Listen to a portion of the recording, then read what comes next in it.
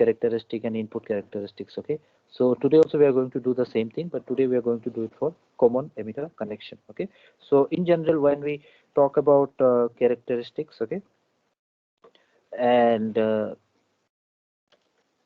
basically what happens is sometimes it sounds to be a very complicated thing, but you know, characteristic means you're just plotting a graph between current and voltage. Okay, that's all. So you have an input characteristic and you have got an output characteristics. Okay, so it should be very simple. So number one, input characteristics. So input means you are going to have some input signals and you are just going to plot a graph between them and find out the answer between them. Okay.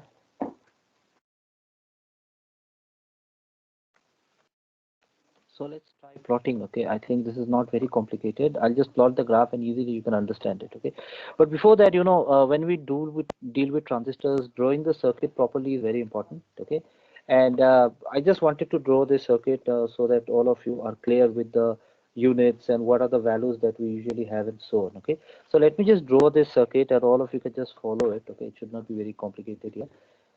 So what we have is we have got an input load signal, okay, and then we basically connect it across a load and see what is the value. So what we do is this, okay, so let me just draw this. Let me just draw it once and then you can do it. See, it's always helpful that we basically just draw the circuits and then only we can actually clearly understand that how to draw it during exam. Otherwise it becomes a bit difficult. We need to practice, okay. So what I will do is I will draw it this way. You basically draw a long line at the bottom because at the bottom there is no component as such. So what happens is if I do an earthing on this side, every other part is also earthed. Okay. So if I just make it an open circuit at the bottom, I think this is more or less applied. Okay, applied. So just draw this. Here in between there will be a resistance. Okay, here in between there will be a resistance, and then we are actually going to connect it. Okay. So we are going to measure what is the input current. So we are going to connect a milliammeter here, microammeter here, okay. And then we are going to connect a transistor, okay. So maybe I can just draw the part of transistor first, okay. So you know, whatever time I am taking to draw, it will take a similar time for you also to draw on your pen and paper. So I'll suggest that just practice it once or twice, okay. I think this is important to practice.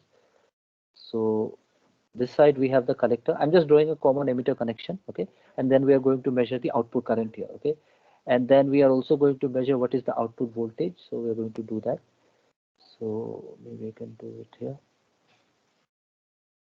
okay. Then output is also taken across a resistor, okay, usually, and maybe I can just draw it. So you can just draw it part by part. I'm just doing it so that it becomes easy for all of us. Okay. It will take lesser time. So this is more or less done. What I do is I will measure the input voltage across the base emitter. So I will connect a voltmeter here. I will measure the output voltage across the collector emitter. So I will measure the, I'll connect a voltmeter across this side also, okay. So, you know, if you just practice it once, I think you can easily do it. Should not be very difficult, okay. Just rub this part off, okay. And now let me just draw the component. So when we take an input, okay, it might be across a load resistance and so on, okay. We are basically applying a voltage that also should be applied across a load resistance because, you know, this is important for maintaining the safety of the circuit, because too much of voltage might actually damage the instrument, okay. So we basically have a resistance across this end, okay. And what we do is we are actually connecting a micro emitter here. So this is a micro emitter. Why? Because this is base and base current is very low. So basically the current will be more or less in micro range. So this is microammeter. So this diagram itself explains a lot of things. Okay. If you clearly understand this, this should not be very difficult. So this is voltage across base emitter. Maybe I can just draw it in a proper way. I think let's just try to draw a clean diagram. Okay. Clean diagram is very important in electronics here specifically. So I'll have this. This is VBE, base emitter. So we measure the voltage now, okay, and we do have a transistor here, and without the arrow the transistor is quite meaningless, okay. So I'm just considering an NPN transistor, so I'll just put an arrow in this particular direction. Okay, so I measure the input current, I have measured the input voltage, I have to measure the output current. Okay, so output current will be across the collector. Okay, so if you measure the output current, okay, so this is the base current here. So I'll just write down IB. Please remember, don't get confused here. Everything dealing with Ohm's law is still valid here. Okay, Ohm's law still works. So this is collector current IC. Okay, and then this collector current is much more compared to the base current, and this is in milliampere. So if you remember that circuit diagram for a diode, okay, reverse bias and forward bias, that works here. Okay, so we're just going to look into it that later, and then we are going to measure the output voltage. So we'll just take it here, VCE, common emitter. Okay, so we have this, and then output also we can actually measure it across the resistance. Okay, so you can just connect it here. Okay, and then need to do the biasing part. This is actually so this is an NPN, so this is P, this is N, and this is N. So this is P is C connected to the positive, and this N is connected to the negative. So the moment you draw wrong diagram, you just draw a longer line here and shorter line here, your entire circuit is wrong. So it's totally up to the discretion of the examiner. Okay, I might give you some mark for it. I can totally cancel the circuit because this circuit is not going to work. So in electronics, you have to be very careful that how you do the biasing. Okay, so input is always forward bias. So whenever you are confused, just write down P and P here. You check P here, and then you connect it to the positive. You check N here, connect it to the negative, and it's all done. Okay, so it's very simple. On the other hand, on this side, you see this is N. So this will be nothing but we are talking about a reverse bias. So this will be positive. And the output biasing is always more, the magnitude is more.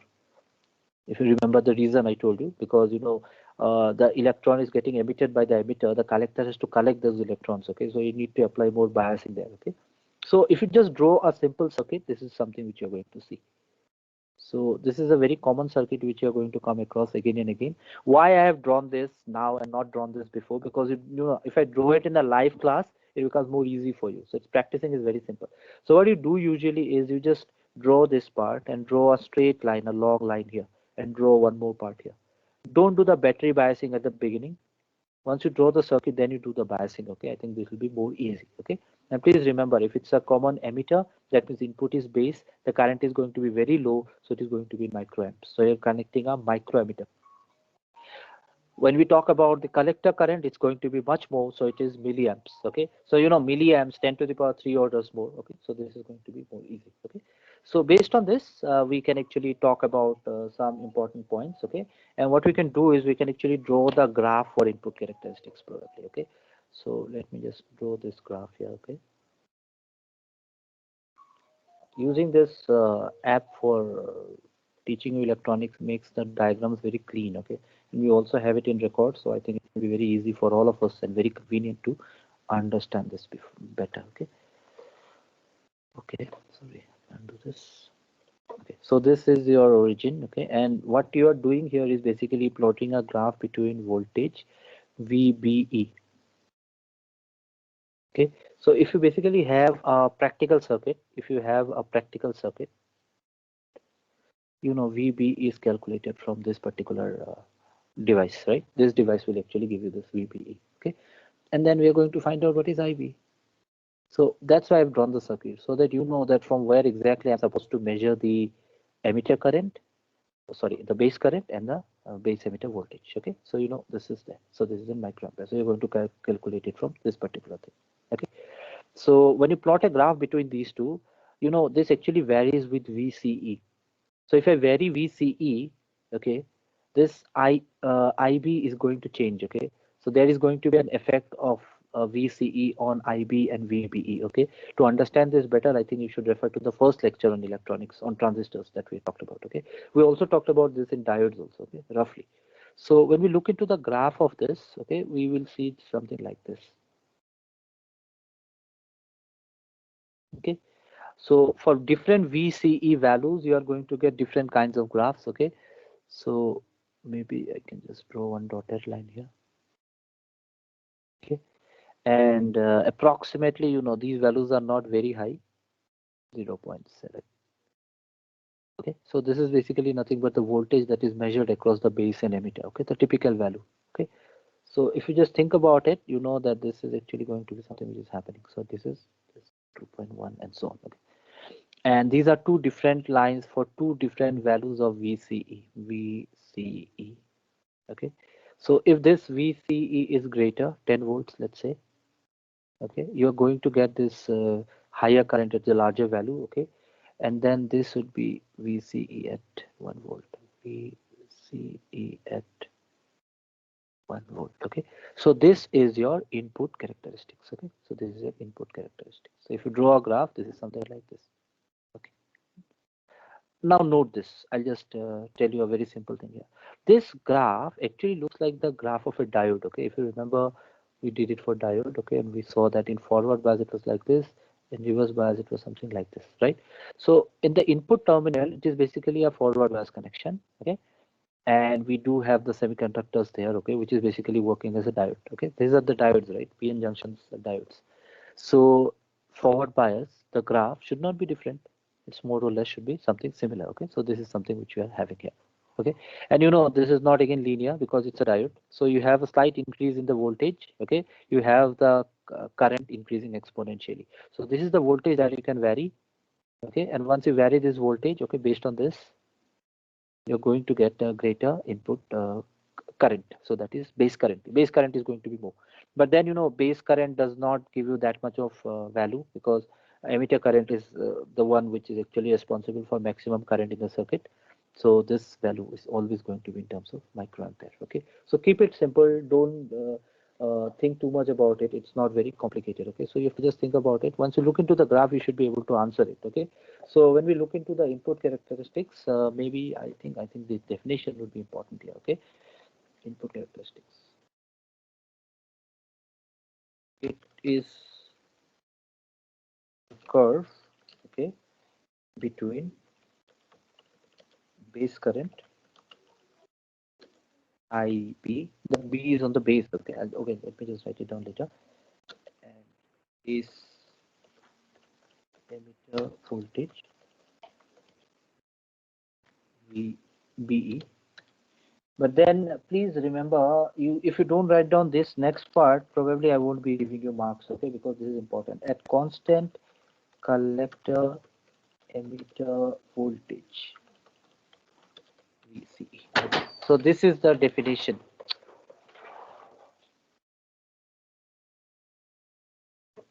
So we have got the base current here. So let me just write down the base current. And we have got the base emitter voltage VBE. Okay. At constant base collector. So we have got, sorry, collector emitter. So I'll just write down CE here. So this part is very important. Okay. Constant collector emitter voltage. Okay. So if you consider these two, you can actually give you the definition of input characteristics. Okay. That's very important.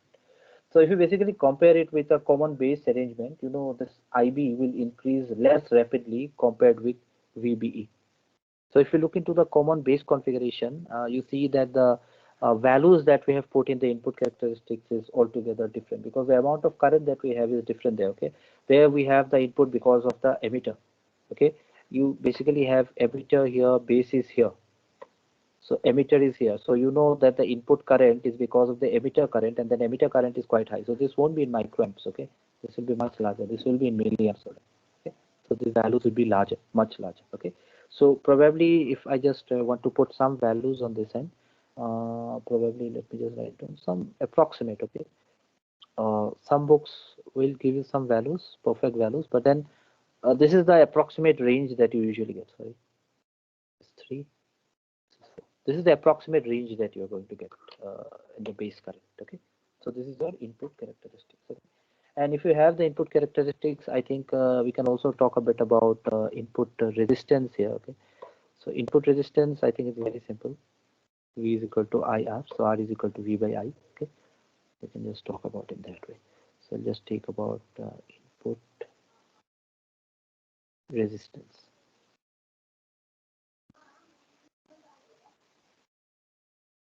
Okay, so input resistance, we can just write it down as Ri.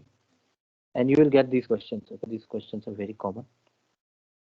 So it will be nothing but the voltage by the current. Okay, so what is the input voltage? We have got the input voltage as VBE divided by the input current. IB.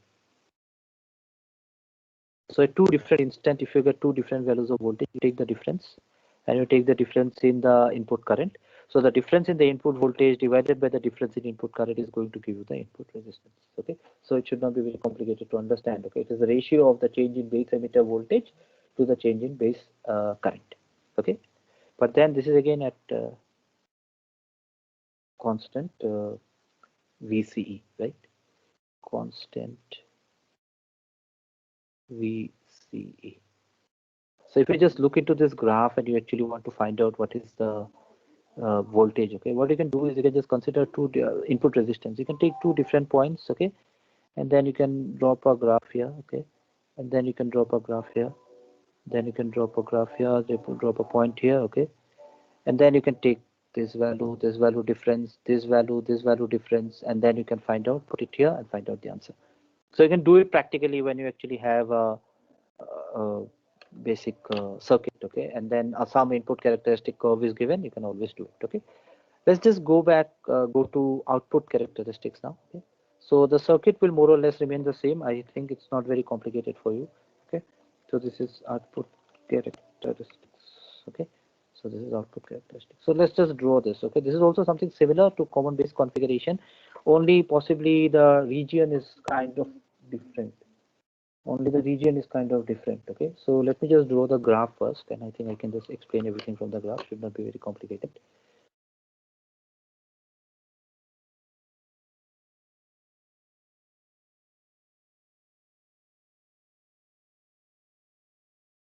We have got the output characteristics. Okay, let's draw it this way.